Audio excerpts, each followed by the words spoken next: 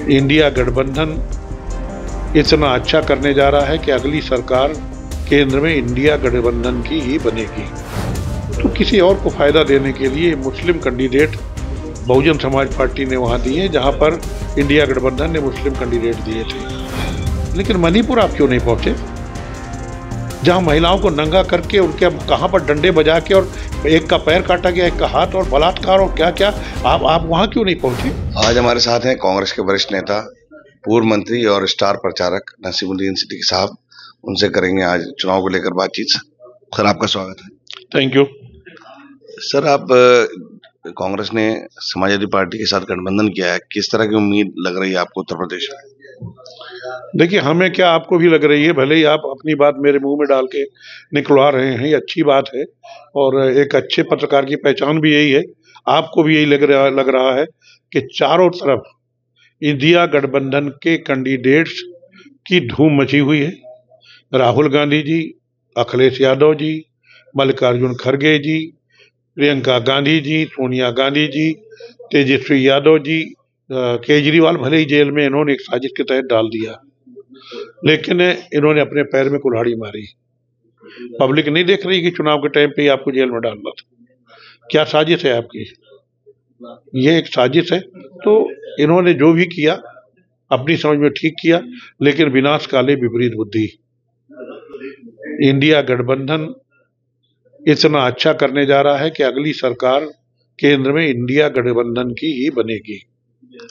Bahujan Samaj party को गठबंधन में लाने का प्रयास किया गया और उन्होंने नया है गठबंधन में, और जो मुस्लिम बहुल्य सीटें जहाँ गठबंधन की स्थिति मजबूत थी वहां पर ज्यादातर मुसलमानों को टिकट दिया है। इसके बारे में आप क्या कहेंगे? आप अच्छी तरीके से जानते हैं कि वो गठबंधन में क्यों नहीं आई। हमारा पूरा प्रयास था, करते रहे। हम बहन कुमारी मायावती जी की बड़ी इज्जत करते हैं, करते रहेंगे। लेकिन जो जिसकी आदत होती है वो छिपती नहीं है। जहां मुस्लिम कैंडिडेट इंडिया गठबंधन के हैं वहां पे आप वही आपने मुसलमान क्यों दिए? इसका मतलब मुसलमान वोट बटे, और मुसलमान वोट बटेगा तो फायदा किसको होगा? तो किसी और को फायदा देने के लिए मुस्लिम कैंडिडेट बहुजन समाज पार्टी ने वहां दिए, जहां पर इंडिया गठबंधन ने मुस्लिम कैंडिडेट दिए थे। मुसलमान बेवकूफ नहीं, कोई कौम बेवकूफ नहीं, सब समझदार लोग हैं और समझदारी से फैसला ले रहे हैं और लेंगे। प्रधानमंत्री मोदी जी गारंटी दे रहे हैं, उन्होंने अपने संकल्प पत्र में गारंटी दी है, इसीलिए 5 विधानसभा का चुनाव भी जीते। तो कैसा लगता है, कितना असर रहेगा गारंटी? उन्होंने गारंटी तो ये भी दी थी कि सरकार, पहली सरकार बनने के बाद 15 लाख रुपया हर एक के खाते में पहुंच जाएगा। उन्होंने गारंटी ये भी दी थी कि किसानों की आय दुगनी हो जाएगी। किसान दिल्ली बॉर्डर पे बैठे रहे, आपने कीले गड़वा दी, आपने पानी के बौछार डलवाया। 731 किसान मर गए वहां पर। काला कानून, 3 काले कानून लेकर के आप आ गए, और इसके बाद आपने कह दिया कि ये काले कानून जो हम लाए हम इसको वापस करते हैं। अरे भाई, ये जो 731 मर गए, आपने कानून तो वापस ले लिया, उनकी मौत का जिम्मेदार कौन है? मोदी जी। कौन है मोदी जी? आप मोदी जी बात करते हैं। आप अगर कोई भी आदमी आपका कहता है बंगाल में या किसी दूसरे स्टेट में या जहां हमारी सरकारें हैं कांग्रेस की, वहां के उसके साथ ये जुड़ जाती हो रही है, आप दौड़ के पहुंच जाते हो। अच्छी बात है, अच्छी बात है। लेकिन मणिपुर आप क्यों नहीं पहुंचे, जहां महिलाओं को नंगा करके उनके कहां पर डंडे बजा के और एक का पैर काटा गया, एक का हाथ, और बलात्कार और क्या क्या, आप वहां क्यों नहीं पहुंचे? पहुंचना तो दूर रहा, आप उसके बारे में क्यों नहीं बोले? मोदी जी, बहुत हो गया है, बहुत हो गया।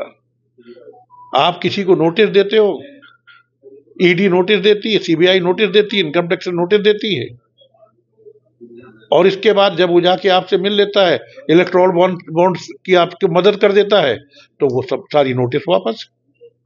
विपक्षियों को आप नोटिस देते हो, बड़े नेताओं को विपक्ष के नोटिस देते हो, और जब वो नेता छोड़ करके तुम्हारी पार्टी में ज्वाइन कर देते हैं, तो फिर साहब वो वॉशिंग मशीन जो होती है उसमें भ्रष्टाचार धुल गया। मोदी जी, रहने दीजिए, बहुत हो चुका, देश जान चुका है, देश जाग चुका है। अब आपके थाली बजाने से और ताली बजवाने से काम नहीं चलेगा। जो आपने किया है वो आपके सामने आएगा। और 2024 में जो नतीजे आ रहे हैं उसमें इंडिया गठबंधन की सरकार बनने जा रही है। वेस्ट यूपी में कैसा लग रहा है आपको? जैसे सहारनपुर है, कैराना है, मुजफ्फरनगर है और तमाम सीटों पे आप लगातार जा रहे हैं, तो किस तरह का माहौल लग रहा है आपको भी लग रहा है, मुझे भी लग रहा है। इंडिया गठबंधन के प्रत्याशी बड़े पैमाने पे जीतने जा रहे हैं। यहाँ पर राजपूत समाज ने एक मीटिंग की थी, उसका काफी एडवांटेज इंडिया गठबंधन को मिल रहा है, इसके बारे में आप क्या कहेंगे? हर जगह यही हाल है। किसको छोड़ा है इन्होंने? चाहे वो हिंदू है या मुस्लिम हो, सिख हो, ईसाई हो, किसको छोड़ा इन्होंने? आप कहते हैं जो राम को लाए हैं हम उनको लाएंगे, एक गाना चलवा रहे हैं। राम को कौन लाया? भाजपा लाई है, मोदी लाए हैं राम को। भाजपा मोदी की सरकार से पहले राम यहाँ नहीं थे, दुनिया में राम नहीं थे। अरे अफसोस की बात है, मर्यादा पुरुषोत्तम राम हजारों साल से हैं। तुम 2014 में आ गए, तुम राम को ले आए। ये सब समझ रहे हैं। क्या लगता है आपको, क्या मुद्दे रहेंगे इस लोकसभा चुनाव? मुद्दे हैं बेरोजगारी, मुद्दे हैं महंगाई, मुद्दे हैं किसानों का हक, मुद्दे हैं जो हमारी बहन बेटियां हैं, महिलाएं हैं, उनका सम्मान, उनकी इज्जत, उनकी आबरू बचाना। और हमारे मुद्दे हैं कि प्रत्येक युवक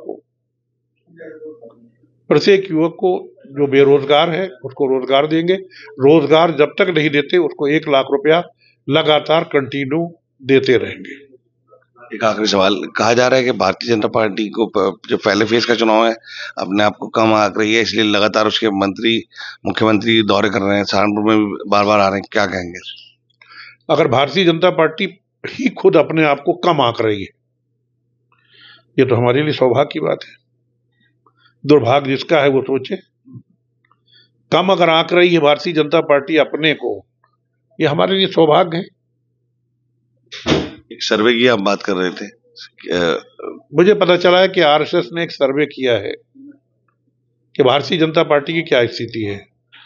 तो उन्होंने अपने सर्वे में दिखाया है कि एनडीए गठबंधन को, जिसमें भारतीय जनता पार्टी सबसे बड़ी पार्टी है, एनडीए गठबंधन को लगभग 180 सीटें ही मिल रही हैं, जबकि सरकार बनाने के लिए कम से कम 243 एमपी की जरूरत है। तो तुम्हारे सर्वे ने ही तुम्हारी सरकार गिरा दी। आगे हम क्या करें? हमारी तो कोशिश ये है कि मजबूती के साथ, ईमानदारी के साथ, जनता के साथ खड़े होकर के हम चुनाव लड़ते रहें और संविधान को बचाने के लिए, महंगाई को रोकने के लिए, बेरोजगारी को रोकने के लिए, किसानों को हक दिलाने के लिए, महिलाओं को हक दिलाने के लिए हम बराबर अपनी लड़ाई लड़ते रहें। चुनाव आते जाते रहते। ये थे नसीमुद्दीन सिद्दीकी साहब जो कह रहे हैं कि इस बार भाजपा सत्ता में नहीं आ पाएगी, कांग्रेस इंडिया गठबंधन चुनाव जीतेगा। श्रेष्ठ यूपी के लिए सहारनपुर से सैयद मशकूर। उत्तर प्रदेश की हर खबर से अपडेट रहने के लिए श्रेष्ठ यूपी को करें सब्सक्राइब, बेल आइकन दबाएं और देखते रहें श्रेष्ठ यूपी।